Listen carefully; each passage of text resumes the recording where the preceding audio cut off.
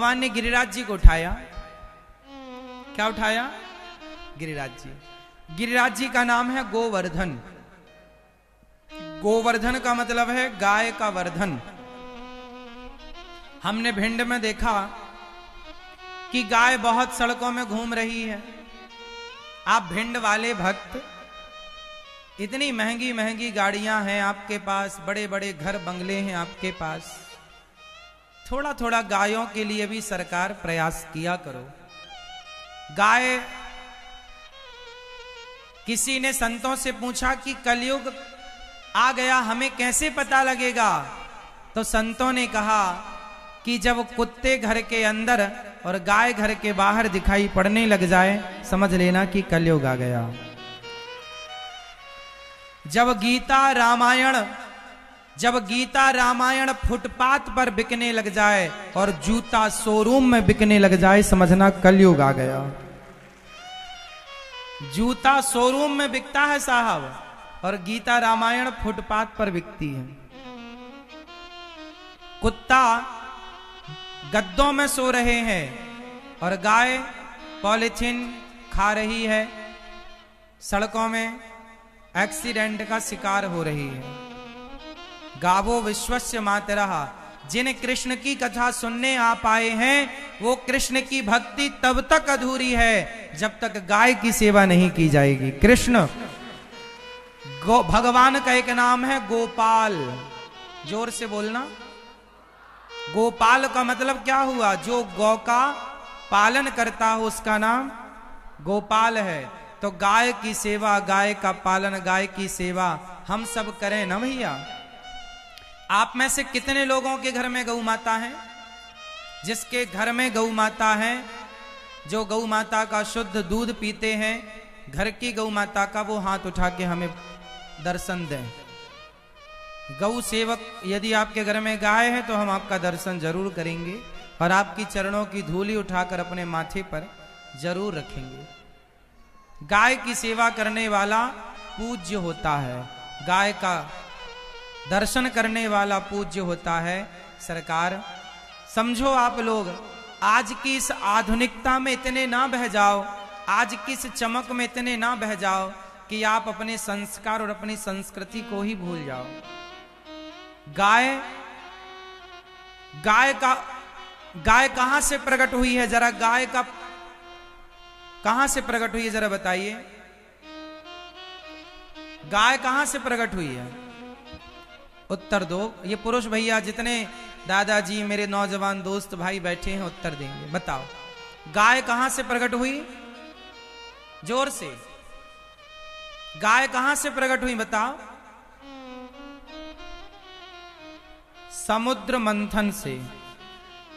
जहां से लक्ष्मी जी प्रकट हुई हैं, जिस समुद्र मंथन से धनवंतरी भगवान प्रकट हुए, जिस समुद्र मंथन से अमृत प्रकट हुआ, उसी समुद्र मंथन से गौ माता भी प्रकट हुई है। और लक्ष्मी और धनवंतरी और अमृत से पहले गाय प्रकट हुई है। इसलिए गाय का नाम है कामधेनु, कामनाओं को पूर्ण करने वाली। एक बात बताएं आपको,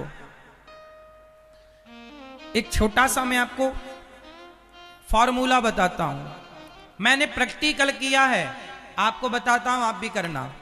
आप घर में गाय की सेवा करो, खूब गाय को खिलाओ पिलाओ, बढ़िया उसे मस्त सानी, चारा, दलिया मस्त खिलाओ। और जब गाय खा करके मस्त हो जाए ना, झूमने लगे। गाय जब खुश होती है ना, और गाय को आप जरा छोड़ो तो पूंछ उठा के ना दौड़ती है, नाचती है। जिस घर में गाय खुश होती है, पूंछ उठा के उसकी बछिया, उसका बछड़ा और गाय भी ना नाचती है। जब गाय आपको जिस दिन नाचती हुई दिख जाए, आपने घर में गाय रखी है और मैदान में आप कभी गाय खेत में छोड़ेंगे ना, तो गाय उछलती देखा ना आप लोगों ने। जब आप सेवा करेंगे तो गाय पूंछ उठा के उछलती है, नाचती सी है। जिस दिन आपको गाय नाचती हुई दिख जाए, उछलती हुई दिख जाए, उस दिन उस गाय के कान में जाकर, गाय का कान पकड़कर, आपको जो कामना है, जो भी आपकी इच्छा है, मोक्ष की इच्छा है, धन की कामना है, पुत्र की कामना है, जो कामना है गाय के कान में जाकर धीरे से कह दो, हे गौ माता आपकी कृपा हो तो हमें ये मिल जाए, गोविंद से कह दीजिएगा।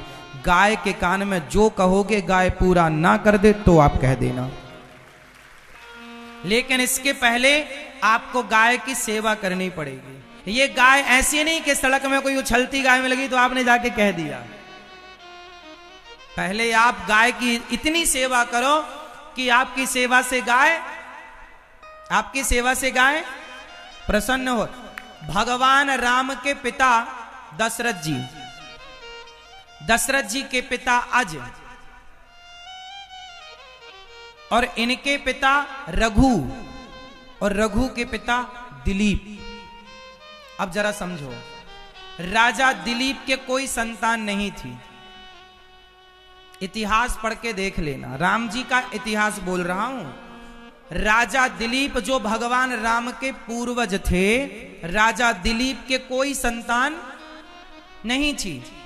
राजा दिलीप गुरु वशिष्ठ जी के पास गए और गुरु वशिष्ठ जी से कहा कि हे गुरुदेव, मेरे पुत्र नहीं हो रहा है, इतना बड़ा अयोध्या का राज्य वारिस कौन बनेगा? तब गुरु वशिष्ठ जी ने कहा कि तुमसे गाय नाराज है। राजा दिलीप, तुमसे गाय नाराज है और तुमने गाय की सेवा नहीं की, इसलिए तुम्हारे घर में पुत्र नहीं हो रहा है। जाओ गाय की सेवा करो। कहां मिलेगी गाय? कौन सी गाय?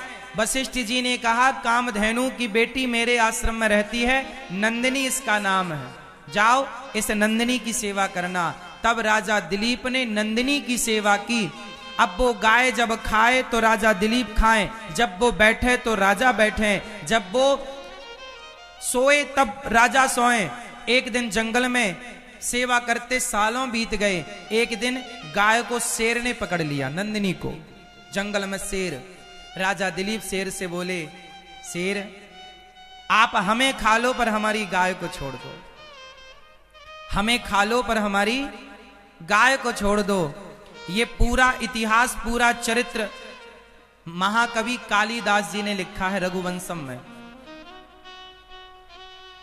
इस गाय को छोड़ दो, हमें खा लो। तब शेर गाय को छोड़कर और दिलीप की तरफ झपट्टा मारा। दिलीप शांत चित्त से खड़े रहे। तब गाय प्रसन्न हो गई, राजन तुमने हमारी रक्षा के लिए अपने प्राणों का बलिदान दिया, शेर तो हमारी माया का पुतला था, हम प्रसन्न हुए, तुमसे कुछ मांग लो।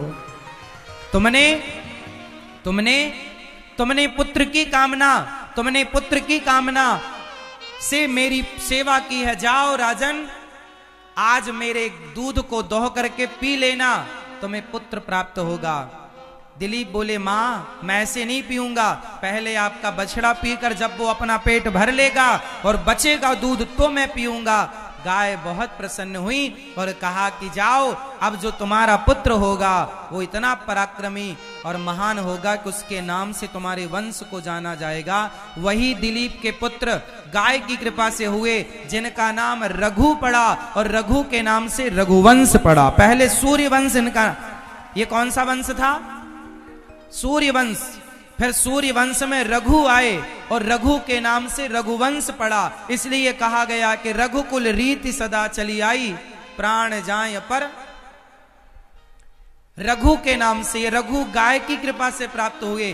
तो गाय से जो चाहते हो, पुत्र, धन, धर्म, मोक्ष, जो चाहिए गौ माता देती हैं। मैं इस बात का गवाह हूं। ये दास अनिरुद्ध, इन्हीं हाथों से हम गाय की सेवा करते हैं, आज भी करते हैं। और गौ माता की सेवा करके बहुत सुख मिलता है, आत्म शांति मिलती है। हम तो करते हैं और आप लोगों से कहते हैं कि गौरी गोपाल गौशाला में हमारी गाय लगभग 200-250 गौ माता है।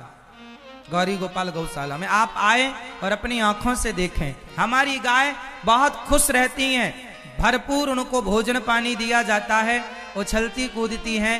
और मेरी गौ माता हमको बहुत लाड़ लड़ाती हैं, चाटती हैं, प्यार करती हैं। आप भी गाय की सेवा करो तो गाय आपको भी चाटेगी।